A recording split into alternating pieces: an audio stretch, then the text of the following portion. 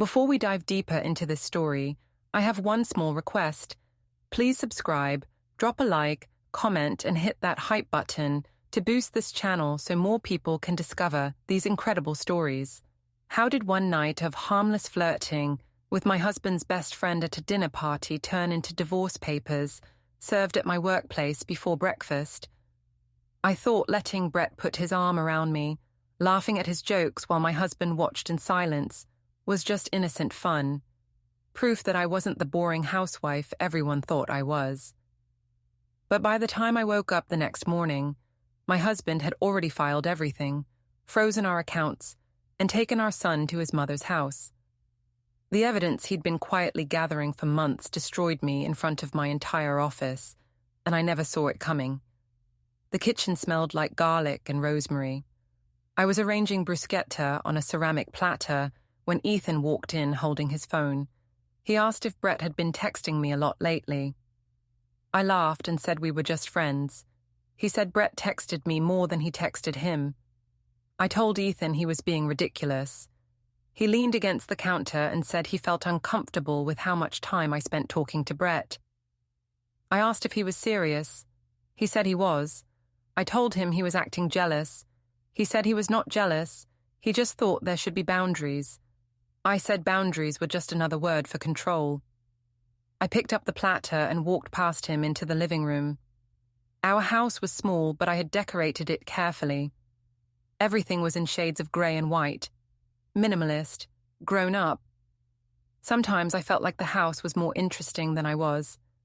The guests started arriving at 7. Brett showed up first. He handed me a bottle of wine and said I looked amazing. I was wearing a black dress I had bought online 3 weeks earlier. Ethan had said it was nice. Brett said I looked like I should be in a magazine. I felt my face get warm. Ethan's sister Raina arrived with her husband. Then 2 couples from my design collective. Then a friend of Ethan's from work. By 7:30, everyone was in the living room with drinks. I sat on the couch next to Brett. Ethan was across the room talking to Raina. Brett asked how my week had been. I said it was fine. He asked if I was still working on the wellness brand redesign. I said I was. He said he thought my work was incredible. I said thank you. He said Ethan was lucky to have someone so talented. I looked over at Ethan. He was watching us. I smiled at him. He did not smile back. Brett told a story about a disastrous camping trip he had taken in college. I laughed. He put his hand on my shoulder while he talked. I did not move away. Ethan's expression hardened. Raina tried to ask me about a gallery opening she had seen advertised. I nodded, but I was not really listening. Brett was telling another story. I leaned closer to hear. His hand slid from my shoulder to the couch behind me. Dinner was awkward. I had made pasta and salad. Everyone complimented the food. Ethan barely spoke. Brett sat next to me and kept refilling my wine glass. I let him. After dinner, we went back to the living room. Someone suggested charades. I said I was terrible at charades. Brett said we could be on the same team. I said, okay. Ethan said he was going to check on Noah. Our son was 6. He had fallen asleep on the couch in the den an hour earlier. Ethan carried him upstairs. When he came back down, I was laughing at something Brett whispered to me. Ethan sat in the chair farthest from the couch.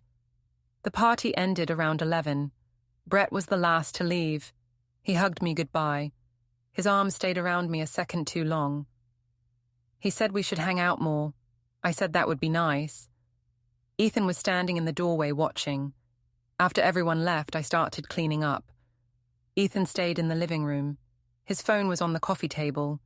It lit up with a notification. I saw the preview before the screen went dark. It said, Riverside 7 News AM. I asked what that was. Ethan picked up his phone quickly. He said it was a work meeting. I said it was Saturday. He said it was a special project. I did not push. I finished loading the dishwasher. Ethan said we needed to talk. I said I was tired. He said it could not wait. I rolled my eyes and said fine. We went upstairs. I closed the bedroom door behind us. He asked if I realized how I had acted tonight. I asked what he was talking about. He said I spent the entire night focused on Brett. I said I was being a good host. He said I was all over him. I said that was absurd. He said Brett had his arm around me multiple times. I said Brett was touchy with everyone. Ethan said that was not true. I sat on the edge of the bed and took off my earrings. I told Ethan he was overreacting.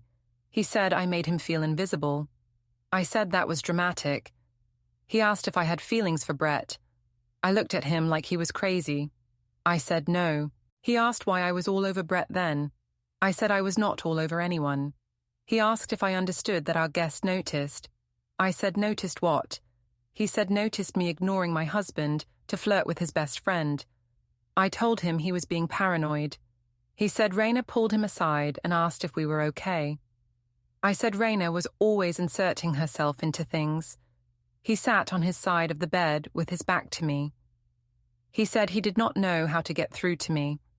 I said maybe the problem was that he was too insecure. He said this was not about insecurity. I said it clearly was. I turned off my light and lay down. He stayed sitting up for a long time.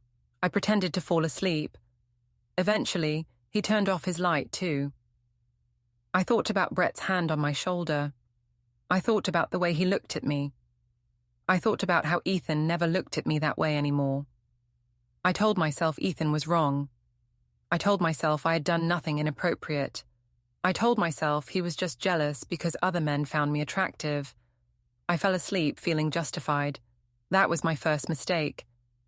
The next morning, I woke up before Ethan. He was already downstairs. I heard him moving around in the kitchen. I checked my phone. There was a text from Brett. It said, "Hope I did not cause any problems last night." I stared at the message. I wondered why Brett thought he might have caused problems. Then I wondered if Ethan had said something to him. I went downstairs. Ethan was making coffee. I asked if he talked to Brett. He said no.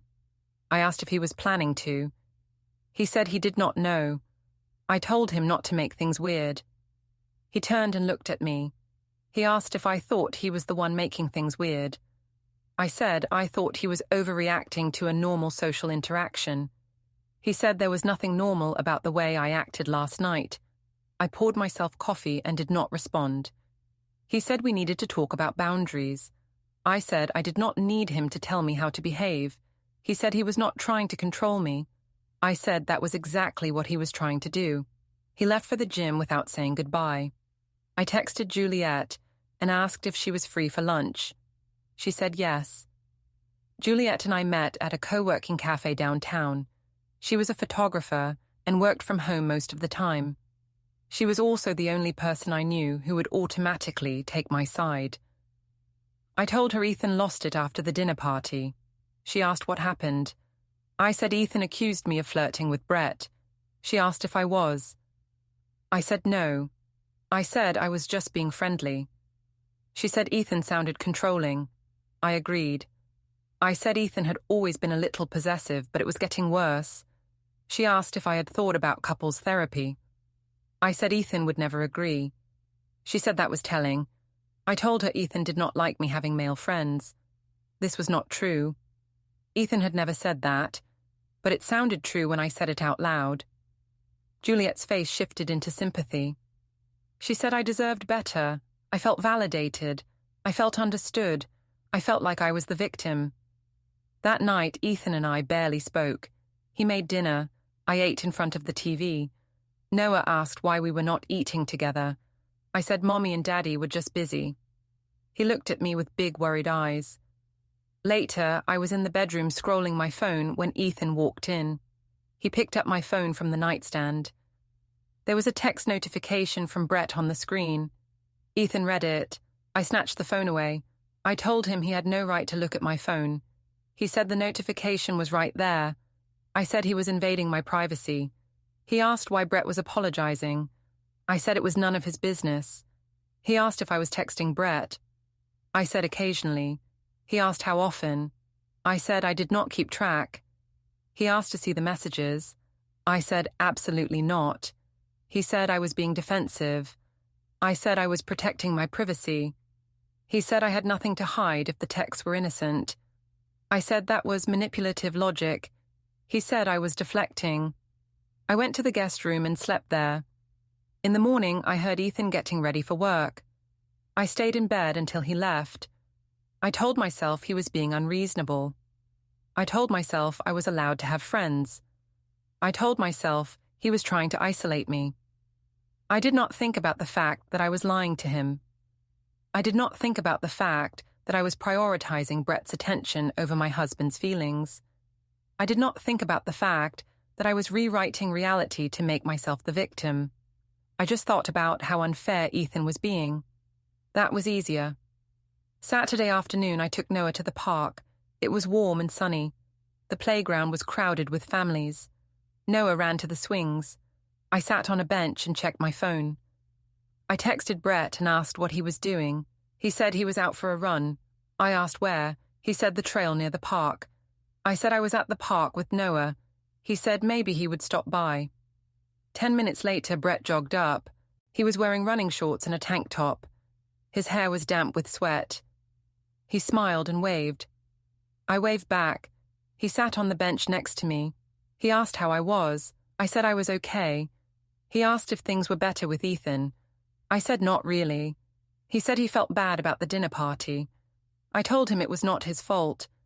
He asked if Ethan was mad at him. I said Ethan was mad at me. He asked why. I said Ethan thought I was flirting with him. Brett laughed uncomfortably. He asked if I was. I looked at him and smiled. I said maybe a little. Brett looked surprised. He said he did not want to cause problems. I said he was not causing anything. I said Ethan was just insecure. We talked for 20 minutes. Noah played on the jungle gym. A woman I recognized from the neighborhood walked past. She waved at me. I introduced Brett as Ethan's friend. She gave me a strange look and kept walking. Brett jogged away. I felt a thrill. I felt seen. I felt alive. That night, Ethan asked how my day was. I said it was fine. He asked what I did. I said I took Noah to the park. He asked if I saw anyone. I said no. It was a lie. But it was easier than dealing with Ethan's reaction. On Friday, Juliet invited me to a rooftop bar. She said a friend from her yoga class got a promotion and they were celebrating. I asked if I could bring Ethan. She said of course. Ethan did not want to go. He said he was tired. I said he was always tired. He said he had a long week. I said so did I. He said fine. We got to the bar at 8. There were about 10 people. Juliet introduced us to everyone. Brett was there. I had not known he would be. Juliet said she ran into him at the gym and invited him. I felt my heart speed up. Ethan saw Brett and his jaw tightened. Brett waved. Ethan nodded. We sat at a long table on the rooftop. The city lights stretched out below us. I sat between Juliet and Brett. Ethan sat at the other end of the table. Brett and I talked for 2 hours. He told me about a trip he was planning to Costa Rica. He asked if I had ever been. I said no. He said I would love it. He said maybe we should all go, me and Ethan and him. I laughed. I said that sounded fun. Ethan was watching us from across the table. Someone suggested a group photo. Everyone gathered near the railing. Brett stood next to me. His arm went around my waist. I leaned into him. Ethan stood several feet away. I did not know someone was recording a video. I did not know the video would show Brett whispering something in my ear and me laughing and touching his arm. I did not know Ethan was watching the whole thing with a look on his face that I had never seen before. We left the bar around midnight. Ethan did not speak to me in the car. When we got home, he went straight to the bedroom. I stayed downstairs and checked my phone. Ethan's phone was on the coffee table. It lit up with a notification. I saw the preview before it disappeared. It said, "File uploaded successfully." I opened his phone. He did not have a passcode. I saw a cloud storage notification. I clicked on it. There was a folder labeled Household. Inside was a spreadsheet with dates and initials. I recognized my initials. I recognized Brett's. I heard footsteps on the stairs. I put the phone down quickly. Ethan walked into the room. He looked at the phone. He looked at me. He asked if I was going through his things. I said no. He said it looked like I was. I said I was just checking the time. He picked up his phone and went back upstairs. I sat alone in the dark living room. I felt cold. I told myself the spreadsheet meant nothing. I told myself Ethan was just being paranoid.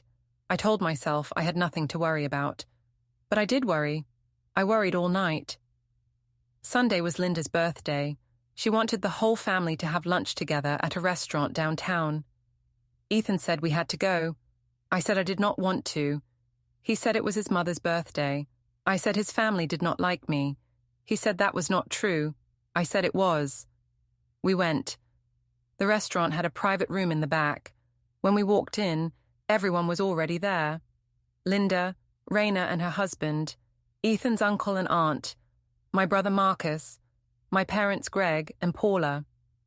Noah ran to Linda and hugged her.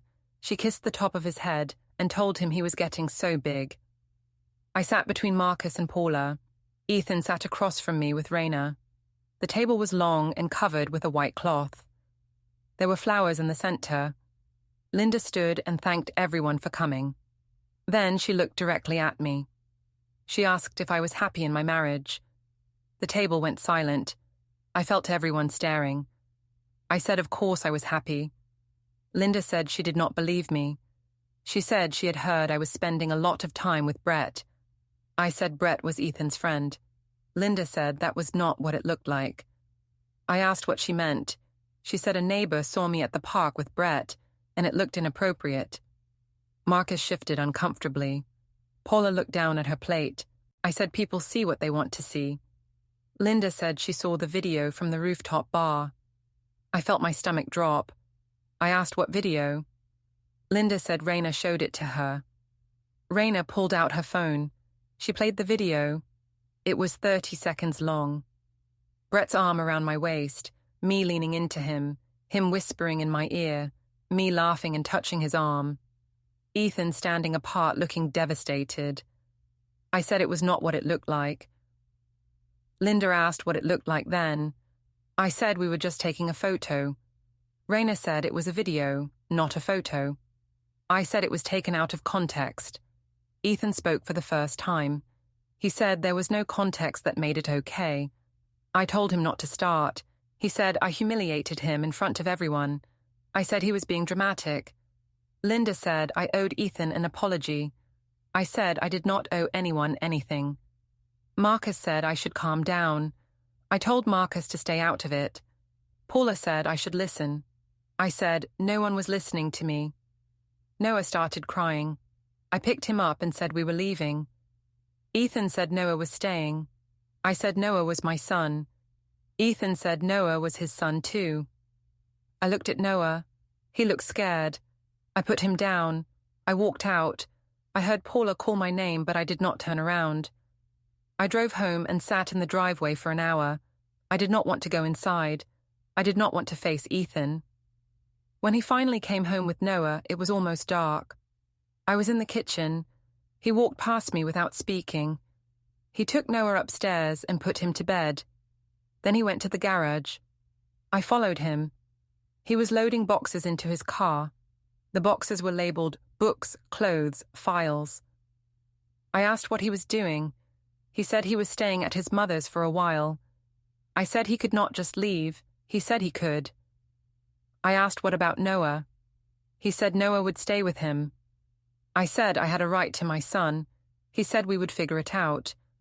I blocked the driveway with my body. I said he was not taking Noah. He said I was not in a position to make demands. I asked what that meant. His phone rang. The caller ID said, "Private." He stepped outside the garage and answered. I heard him say, "Yes, I have all the documentation." He came back inside. I asked who he was talking to. He said it was none of my business. I said everything about him was my business. He said that was no longer true. He got in the car and drove away. I stood in the driveway alone. I went inside. The house was too quiet. I called Juliet. She did not answer. I called Marcus. He answered, but his voice was cold. He asked if I realized what I was doing. I said I was not doing anything. He said I was destroying my marriage. I said Ethan was destroying our marriage. Marcus said that was not how it looked. He hung up. I sat on the couch and stared at the ceiling. My phone buzzed. It was a text from my mother. She said we needed to talk. I did not reply. I thought about the video. I thought about Linda's face. I thought about Ethan loading boxes into his car. I thought about how everything was falling apart and I did not know how to stop it. I thought about how maybe I did not want to stop it. Maybe I wanted to see what happened next. Maybe I wanted to be free. That was my biggest mistake. Wednesday afternoon, I went to the supermarket. I needed milk and cereal. The store was crowded. I pushed my cart slowly down the aisles. My phone rang while I was in the checkout line. It was my mother. I answered. She asked if I was okay. I said I was fine. She asked if Ethan was still at Linda's. I said yes. She asked what happened at the birthday lunch. I said Linda attacked me. Paula said that was not what she heard. I asked who she heard from. She said she talked to Ethan. I felt my chest tighten. I asked why she was talking to Ethan. She said Ethan called her. She said he was calm and respectful and gave her a detailed account of what had been happening. I said Ethan was manipulating her. She said it did not sound like manipulation. I said Ethan had been controlling and jealous for months. Paula asked if that was true. I said yes. She asked why I never mentioned it before. I said I was trying to protect him. She said that did not make sense. I said Ethan did not let me have male friends. Paula asked if I was talking about Brett. I said yes. She asked if I was having an affair. I said no. She asked if I was sure. I said I was sure. She was quiet for a moment. Then she asked if I was happy. I said I did not know anymore. She said she loved me, but she was worried about me. I said everyone was worried about the wrong things. She said she would call me later. She hung up. I paid for my groceries and walked to my car. Marcus was getting out of his truck 2 rows over. He saw me. He walked over. He said he overheard my conversation with Mom. I said that was impossible. He said he was in the checkout line next to mine. I said he was spying on me. He said I was lying to our mother. He asked if I really told Mom that Ethan does not let me have male friends. I said it was complicated. He said it sounded like a lie. I told him he did not understand. He said I was right. He said he did not understand how I could treat Ethan this way. I got in my car and drove home. My hands were shaking. That night, Ethan came by to pick up more of his things. I was on the balcony. He joined me. He said we needed to talk. I asked if he was planning to come home. He said no. I asked if he was planning to divorce me. He did not answer right away. Then he said he was considering his options. I asked what that meant. He said it meant he had been documenting everything. My behavior with Brett, the lies I told about him, the way I humiliated him in front of our friends and family. I asked if he was threatening me. He said he was informing me. I asked what he planned to do. He said he planned to handle everything through the proper channels. His phone vibrated on the railing. The screen lit up. I saw a notification. It said, County Office, 11:30 a.m. He picked up the phone before I could read more. I asked what that was. He said it was an appointment. I asked for what. He said I would find out soon enough. I asked if he was seeing a lawyer. He said he was exploring all his options. I said I had rights. He said so did he. I said I was Noah's mother. He said he was Noah's father. He told me I should prepare myself. I asked for what. He said for what came next. I asked what came next. He said I would understand very soon. He went inside and packed another box. Then he left. I stood on the balcony alone. The night was cold, the city lights blurred. I went inside and called Juliet. She did not answer. I called Marcus. He did not answer. I called my mother. She answered, but said she needed time to think. I sat on the couch and thought about the calendar notification. County office 11:30 a.m. I thought about what that meant. I thought about the spreadsheet with dates and initials. I thought about the video from the rooftop bar. I thought about Ethan saying he had been documenting everything. I felt afraid for the first time. But I told myself I had done nothing wrong. I told myself Ethan was bluffing. I told myself everything would be fine. I went to bed early. I did not sleep. I just lay in the dark thinking about what came next. Monday morning I woke up at 6. I had a client meeting at 9. The client was a startup that needed branding work. The meeting was at their office in a tower downtown. I got dressed carefully. I wore a navy blazer and black pants. I wanted to look professional. I wanted to look like someone who had their life together. I left the house at 7:30. Traffic was light. I parked in the garage under the building and took the elevator to the lobby. The lobby was modern and cold, glass and steel everywhere. There was a cafe in the corner. I ordered coffee and sat at a small table near the windows. At 8:15, a man in a grey suit approached. He asked if I was Sancia Vale. I said yes. He handed me a large envelope. He said I had been served. Then he walked away. I stared at the envelope. My hands were shaking. I opened it. The first document said, "Petition for dissolution of marriage with emergency temporary orders." I read the first page. Ethan Vale, petitioner. Sancia Vale, respondent. Grounds: emotional infidelity, public humiliation of spouse, false accusations of controlling behavior, creating an unsafe emotional environment for minor child. I flipped through the pages. There were exhibits attached. Exhibit A, screenshots of text messages between me and Brett. Exhibit B, video from the rooftop bar. Exhibit C, witness statement from the neighbor who saw us at the park. Exhibit D, witness statements from guests at the dinner party. Exhibit E, saved voicemails of me telling Juliet that Ethan was controlling and did not let me have male friends. Exhibit F, a timeline of my behavior over the past 3 months with dates and descriptions. I kept reading. Emergency temporary orders. Ethan Vale is granted temporary sole physical custody of the minor child. Sancia Vale is granted supervised visitation twice per week for 2 hours each. Joint bank accounts are frozen pending division of assets.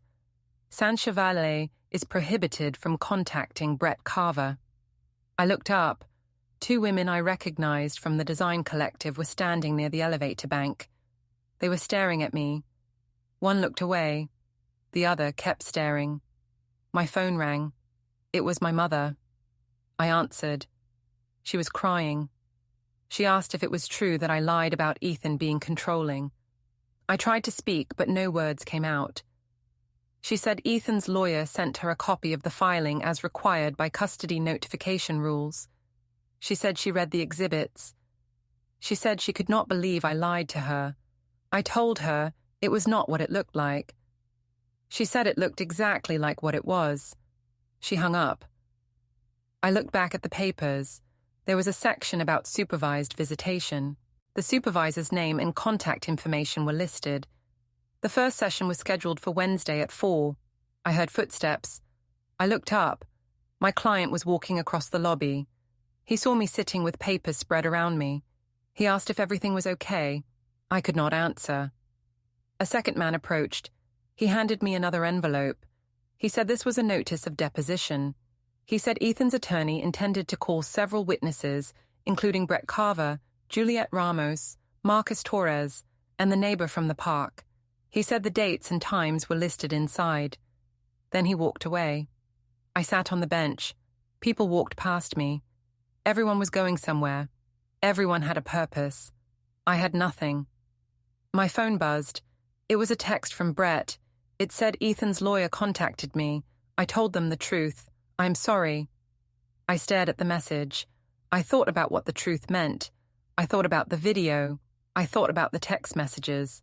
I thought about the playground. I thought about how I had spent months telling myself I was the victim.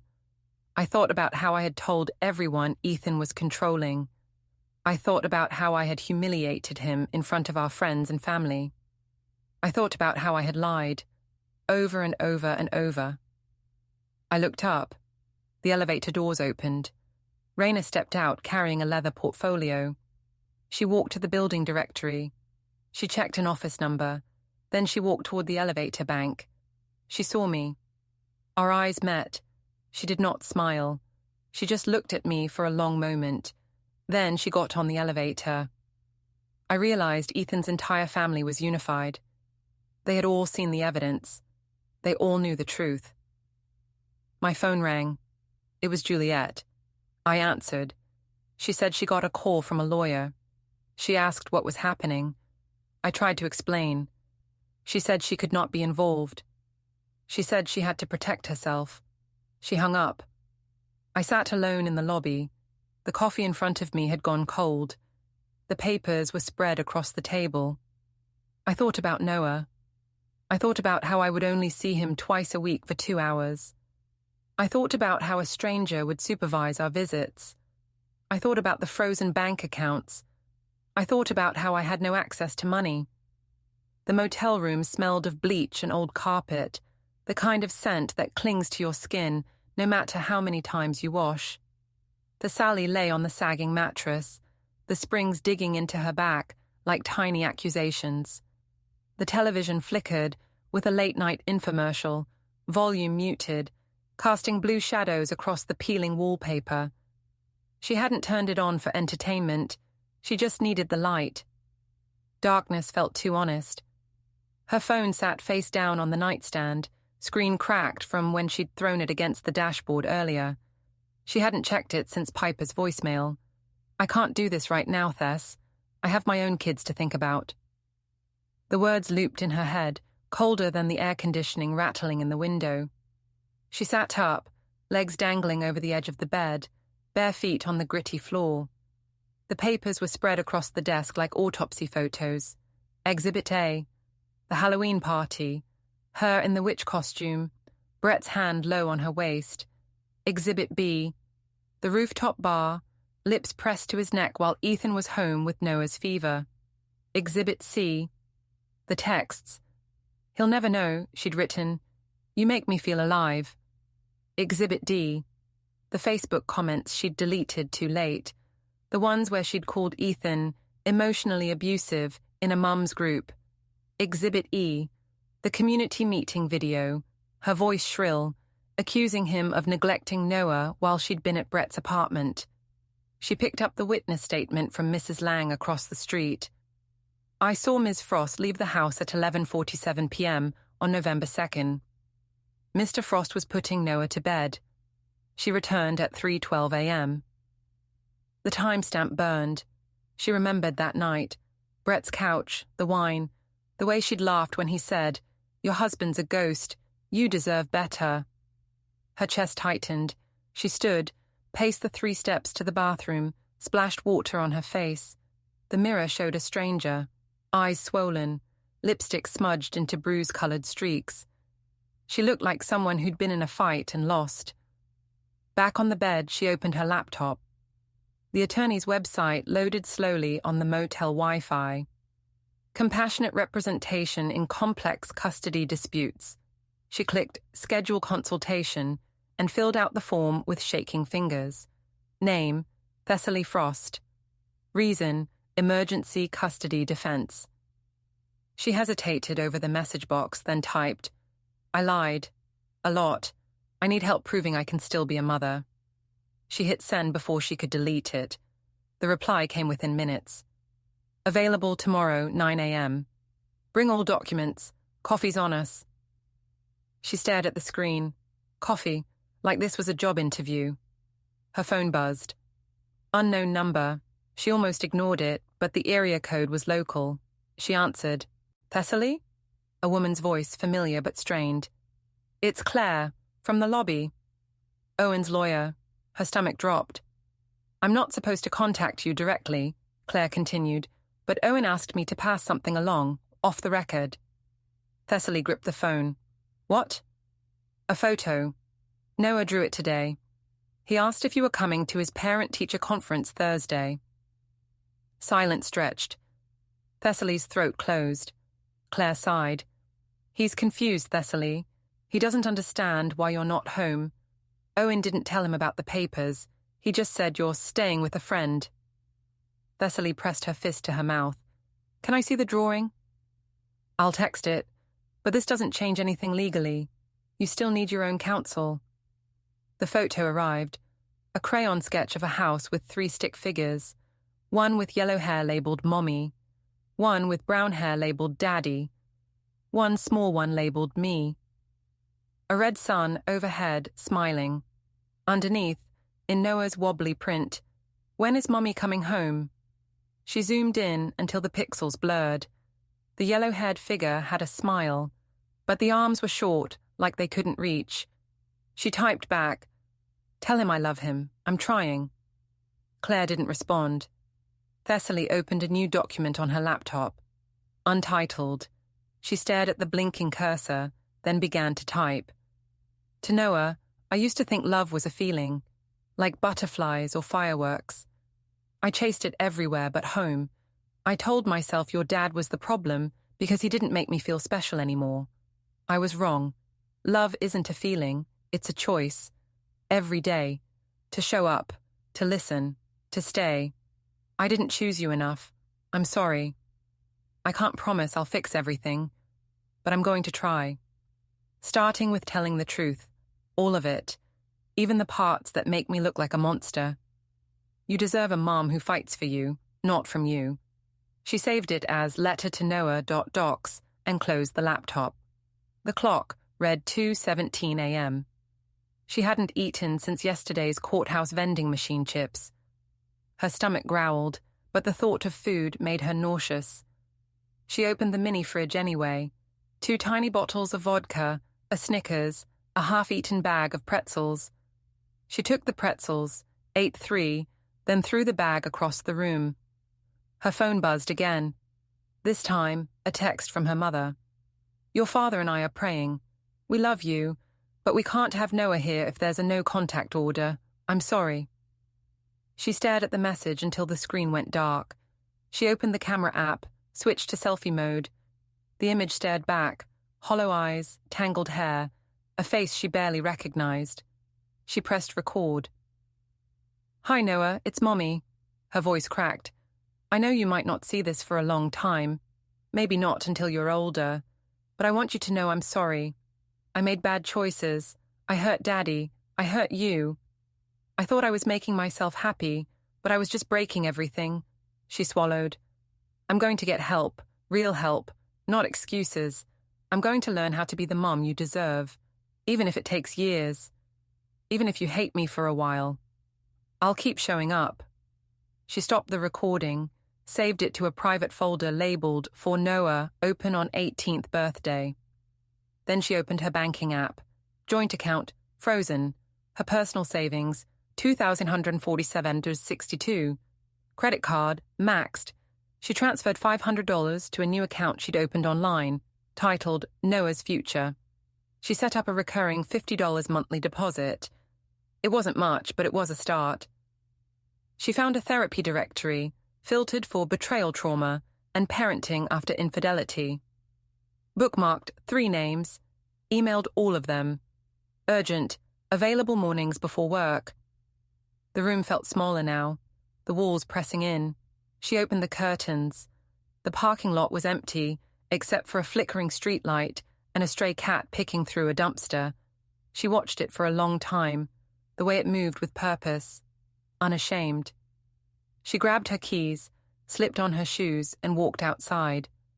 The air was cold, sharp with November. She found the cat near the ice machine, meowing softly.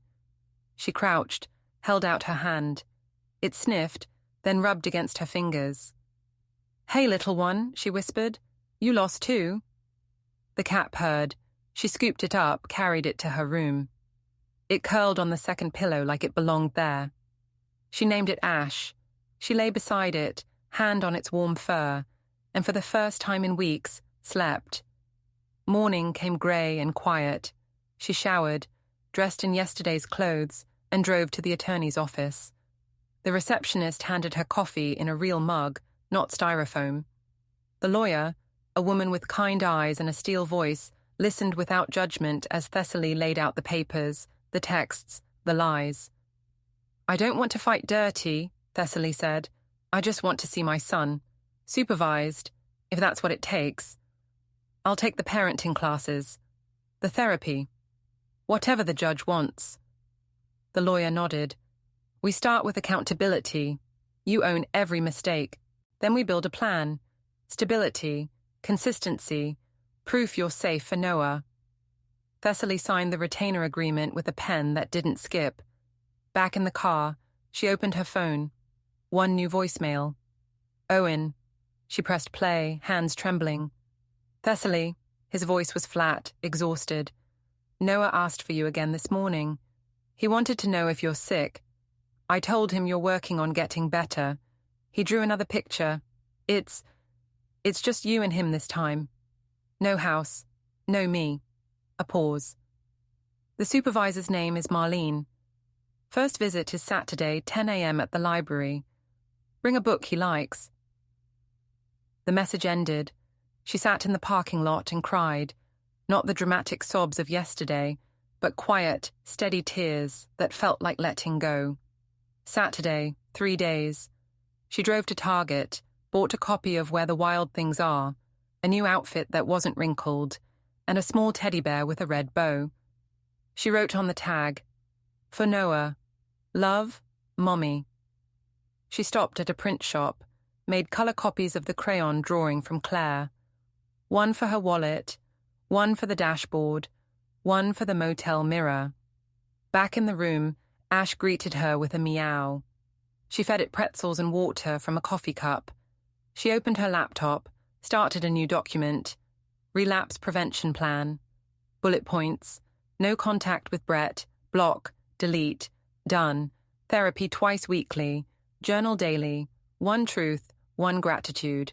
Save 10% of every paycheck for Noah's therapy fund. Attend Al-Anon for families of betrayal. Start Monday. She printed it, taped it above the desk. Night fell. She called the motel front desk, asked for a weekly rate. The clerk hesitated, then offered a discount for long-term guests. She paid with her credit card, wincing at the balance. She lay on the bed, Ash curled against her side. Her phone buzzed, a text from an unknown number. "This is Marlene. Looking forward to Saturday. Bring ID and the book. Noah's excited." She smiled, small and real. 30 days until the hearing. 3 until she saw her son. She closed her eyes. For the first time, the darkness didn't feel like punishment. It felt like a beginning. Don't forget to hit like, subscribe, and turn on the bell so you don't miss the next story. Write in the comments from which city you are watching.